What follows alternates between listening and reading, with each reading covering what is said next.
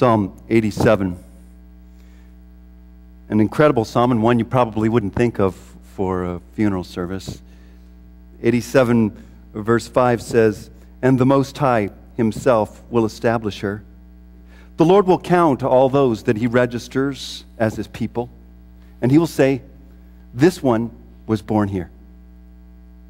I started thinking about that, and through the psalm it talks about it. I started looking at this one being born here and God recording it, and it sort of made me think of a scrapbook. Sort of like God says, this one was born here, and this is their circumstance, and this is how they were, and this is their background. And that's sort of what Ellen did, is kind of scrapbook her life. Maybe everybody's life. If you look at the volumes that she had, a little bit of everybody's background and how they were related to everyone else. You guys have rooms full of those, don't you? It was her way of recording life and the way that she connected with people. Her way of touching. She was quiet, and you wouldn't maybe know everything about her right at first. But you knew she was compassionate, and she was busy, and she was at work doing something. Something that would touch somebody else's life.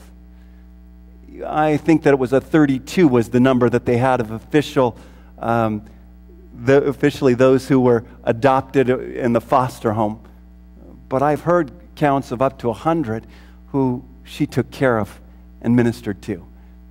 And then when you look at community services and all of the people that she worked with there, and the lives that she touched and the way that she built herself into the needs of the community, when you look at how she took and would take the quilts home from service and put them together and so that others would have them.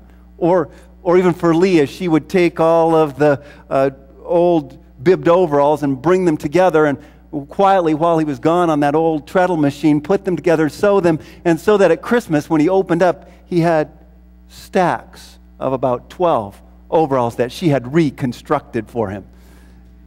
You look at her thriftiness, her compassion, her care.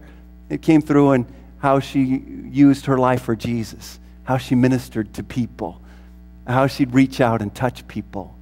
Her excitement about adventure and travel and about life makes me think that she's been looking for a journey that's coming for her for a long time. A journey where everything is new and beautiful and exciting, and she's been waiting for that. You look at how she's touched people's lives and recognize that they're in small and large ways.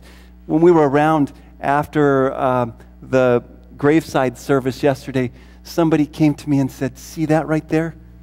And I looked around, and there was nothing except for a bunch of people standing around the grave that had already been closed up. And he said, "That's what Mom's all about." I said, "What's that?" The people. Everybody that's there, the family, all gathered together. That closeness, that caring. What could be more powerful in a life than the influence of showing love for Jesus to a family? To reaching out to others and bringing them in, extending the home. Yeah, we could talk about all the things she did, whether it was sewing Afghans and knitting Afghans and passing them along, or scrapbooking, or cutting out cards, but they all led to the same thing: caring for, ministering to people, meeting needs, being there. I start thinking about a life lived and what's really significant, and is there anything more significant than that? Really, when life is all said and done, isn't that the impact that we make when everything else is gone? She was, if you would have talked to her, excited about the fact that she had a part to play in this church, in building this church. Now, Lee had part as well, but she had a part. You know the pews that you're in? If you feel the wooden part, the urethane that's there, guess who did that? You're right. And the building that we stand in, but this wasn't really what she was building, not just a building. It was her service for people, her service and care for ministering to others. I wish I wish that we could end there and just her note for her love for Jesus, but we face a reality today. And we want to celebrate her life, but the truth is that there's also a part of us that hurts. 92 years is a good long life compared to the rest. But really, when is life done? When is it enough?